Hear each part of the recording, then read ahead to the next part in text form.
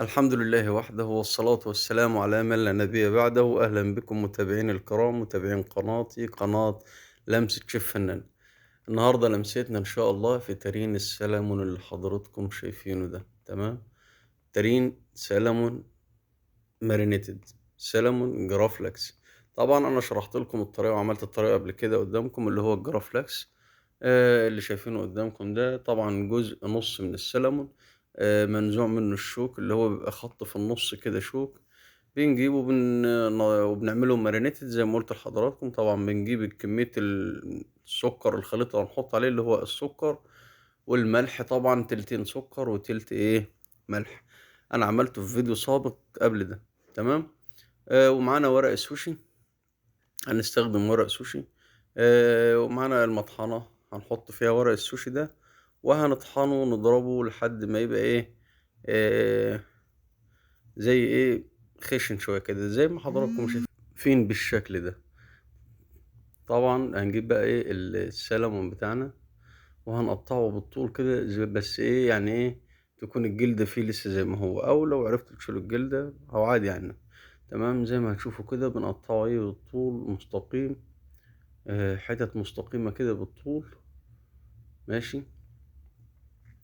ده علشان لما نيجي نلفها تاني قطعناها كلها السمكة بالشكل ده بالطول. بعد كده بقى هنيجي نشيل الجلدة، بنمسك الجلدة كده من يد كده وبنتحكم فيها جامد، وبنمشي السكينة من تحت كده ما بين الجلدة وما بين اللحم. ماشي. وشلناها بقت بالشكل ده، طلعت معانا الجلدة.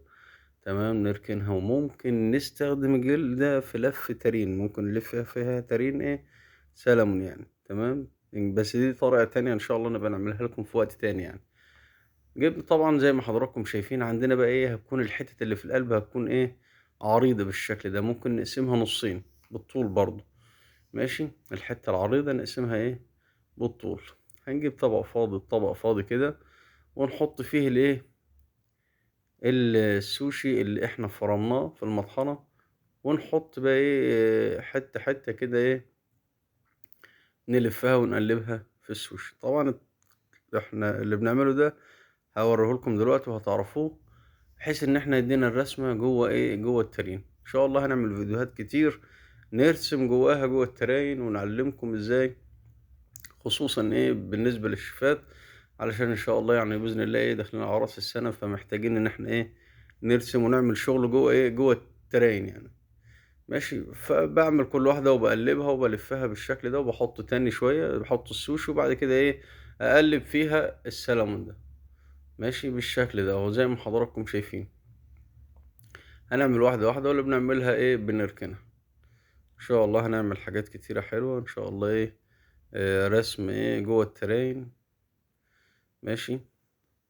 عملنا الكمية بتاعتنا كلها، ده كل ده السلمون اللي احنا اللي طلعناه من من السلمون، من نص السلمون. بجيب بقى ورق السوشي. طبعا ورق السوشي فيه ورقة جنب خشن وجنب جنب ناعم. الجنب الناعم بيبقى من بره، والجنب الخشن بيبقى من جوه، اللي هو الجنب اللي فوق ده الجنب الخشن. ماشي. عشان الحاجة تلزق فيه. حطيت ورقتين جنب بعض بطول بطول السلمون، ونص ورقة بقسمها نصين وبحطها جنب بعض كده، وبدهن الحتة اللي هتلزق الورقتين، الحتة اللي هتلزق من الورقتين بدهنها مية، وبرش على سنة مية بحيث ان تمسك في بعض او يلزقوا في بعض.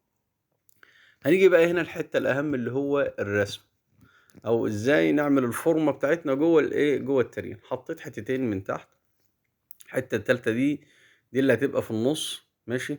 وحتة جنبها من هنا، وحتة جنبها من الجنب التاني، بحيث كده تدينا كده حطينا 5. هنحط واحدة كمان ممكن نحط واحدة ستة، أو ممكن لو مش محتاجين نحط عادي يعني. تمام. وبنحط شوية مية كده زي ما شفتوا في الآخر خالص، بحيث إنها تلزق يعني. ونلف، وإحنا بنلف بنحاول نحكمها كده بإيدينا يعني، بحيث إن ما يكونش فيه فراغات. ماشي. السوشي ده لما بيجي يشرب مية أو بتيجي عليه مية بيزيد يعني بيزيد، سمكه بيزيد. ماشي. بعد ما لفيته هجيب بقى رول بلاستيك بعد كده، وهلفه فيه بالشكل اللي حضراتكم شايفينه ده، بحيث انه يكون محكوم اكتر شوية، وبحيث ان انا لما اجي اقطعه طبعا انا هقطعه بالرول بلاستيك علشان ايه يكون محكوم معايا اكتر من كده يعني. ماشي. لفيناهم طلعوا معانا ايه بالشوكة. طبعا عملت اتنين ترين. نيجي بقى ايه نعمل لمستنا ونعمل لمسة في الطبق. ماشي. معانا الكورنيه بتاعنا، ماشي، او الجل بتاعنا.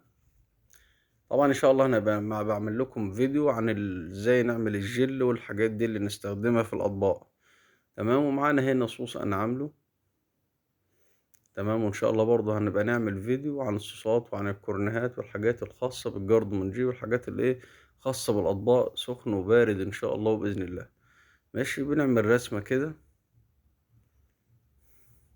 واحدة أكبر خالص، وبعد كده نيجي بقى التلاتة اللي قدام، واحدة أكبر واحدة أصغر واحدة إيه أصغر، ونحط جرنش كده. أي بقى جرنش عندنا حاجات بتكسر الألوان يعني. تمام. الألوان مختلفة عن بعضها. وبنقطع الترين بتاعنا أهو زي ما حضراتكم شايفين يطلع معانا بالشكل ده. تمام. طلع معانا الطبق في الآخر بقى بالشكل ده. أتمنى يكون عجبكم، أتمنى تكون شفتوا حاجة جديدة، تكون شفتوا لمسة جديدة إن شاء الله وتنال إعجابكم. أشكركم شكرا جزيلا. ما تنسوش تشتركوا في القناة وتعملوا لايك وتفعلوا زر الجرس عشان تشوفوا كل جديد. شكرا.